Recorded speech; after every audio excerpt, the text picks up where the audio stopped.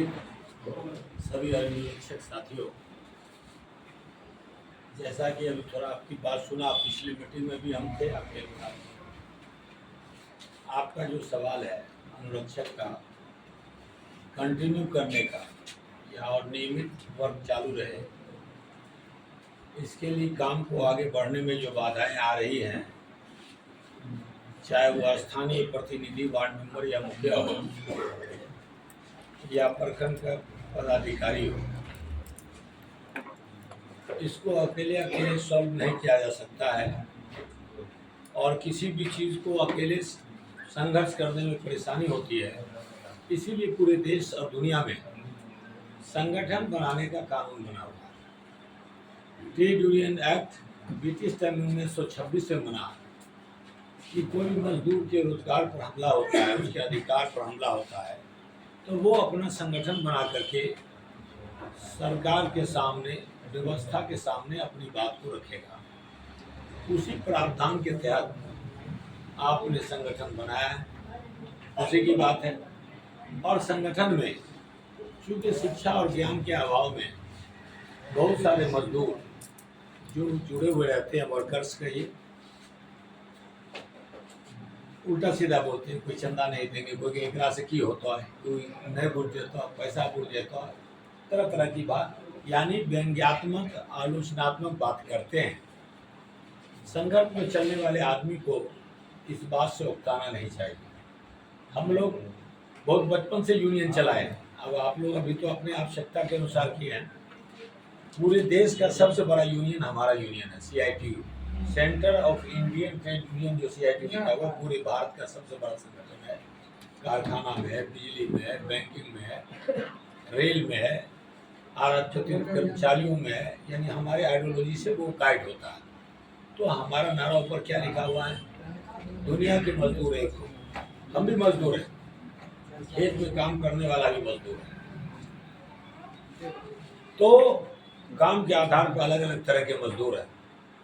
जो भी आदमी श्रम दे करके उपार्जन लेता है, जज भी मजदूर है, राष्ट्रपति और प्रधानमंत्री भी मजदूर है। मालिक तभी होगा जब वेतन नहीं ले, तब वो मालिक होगा। तो मजदूरों को हमेशा संघर्ष करना पड़ा है, क्योंकि देश का बनावट जाति धर्म के समाज की ओर लोग कम अध्ययन के कारण कर रहे हैं। पहले मनुष्य होना जरूरी है कि हम एक इंसान हैं, हिंदू हैं कि मुसलमान हैं कि बैकवर्ड हैं कि फॉरवर्ड हैं, ये दलालों की भाषा है। अच्छे लोग नहीं बोल सकते हिंदू मुसलमान, अच्छे लोग बैकवर्ड फॉरवर्ड नहीं करते। बड़े बड़े विद्वान, कवि, लेखक, राइटर, लॉयर, जज, डॉक्टर, पत्रकार जात धर्म की बात नहीं करते। जिस समय कोई जात धर्म की बात करता है, ये ओछा बात है, या बुझ जाइए कि इसके पास ज्ञान नहीं है। तो हमारा नारा क्या है? दुनिया के मजदूर एक हो। बहुत लोगों के नारा में हमारे नारा में अंतर है। हम लॉयर हैं, वकील संघ के भी हम उपाध्यक्ष हैं, 18 साल से हम जिला के वकील के लीडर हैं। तो अगर वो जात धर्म के आधार पर होता तो हमको नहीं होना चाहिए था।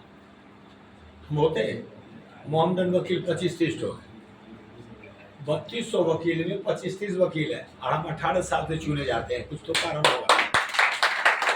आप ऊंचा बनिए सोच से कि हम मनुष्य हैं। धर्म और जाति निजी चीज है, उसको राजनीति से कोई मतलब नहीं होना चाहिए। धर्म और जाति, बच्चे की शादी करते हैं तब हम गोत्र खोजते हैं, लेकिन रोजी का सवाल है, महंगाई का सवाल है, विकास का सवाल है, फैक्ट्री लगाने का सवाल है, वैज्ञानिक रिसर्च का सवाल है, अधिकार की प्राप्ति का सवाल है, ये कॉमन है। ये किसी जात धर्म के आधार पर नहीं विकास किया जा सकता। और जो जिस देश में यह चलेगा वह देश विकास नहीं करेगा। जात धर्म जापान में नहीं है, हमसे आगे है। चाइना में नहीं है, हमसे आगे है।